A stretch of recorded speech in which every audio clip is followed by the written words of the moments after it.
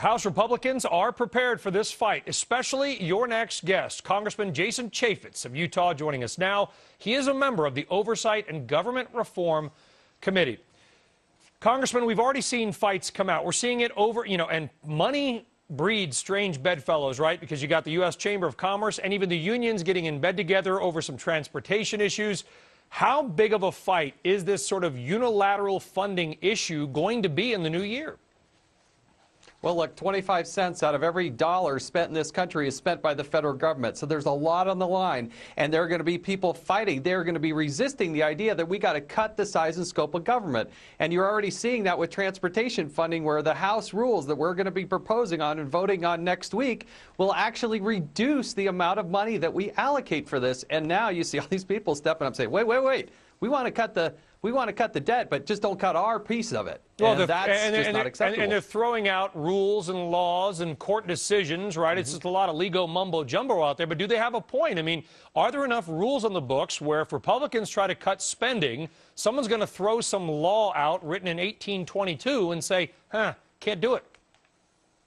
Well, look, if they're relying upon the law, great. But what I worry about is the Obama administration using its rulemaking authority to just unilaterally do something that they wouldn't be able to do necessarily in Congress. You see this with the EPA. You saw the Interior Department put out a press release and do an announcement on December 23rd, 3 p.m. in the afternoon, a day and a half before Christmas, to tie up public lands out here in the West. It's just totally unacceptable, and the Congress is going to fight back, and they should. And David talked about the NLRB proposed rule about, placards in employee workplaces, notifying their right to unionize if they want. But what can you do? What can you do against the EPA? What can you do against the National Labor Relations Board?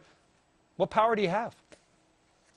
Well, the United States Congress has got to stand up for itself. Remember when Nancy Pelosi said, we're going to have to pass this bill in order to find out what's in it? I mean, that was one of the most unbelievable statements, but in large part it was true, because the health care bill and some of the other bills that have come before us have given this unilateral authority to the president and the secretaries to make up the rules as they go along. And so Congress has a duty. My job is not to be the lapdog for the president. My job is to be the check and the balance on the president. And you darn well bet we are going to do that. We have an obligation, a constitutional obligation to do that. As you brought up in your first point, though, Congressman, listen, when you're talking about money, suddenly things get bipartisan.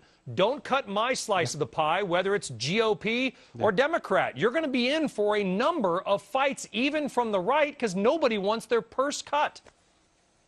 Well, bring it on, because you know what? We're $14 trillion in debt. We're spending $500 to $600 million a day just in interest on our debt. There are going to have to be some cuts, big cuts in all different areas. And I think that's what's going to be so dynamic and exciting when John Boehner takes the gavel, because we're going to change the way we do business in Washington, D.C. We're going to have to do more with less, and we're going to have to cut spending. And we're going to have to spread the pain around. Jason Chaffetz of Utah. Congressman, thank you very much.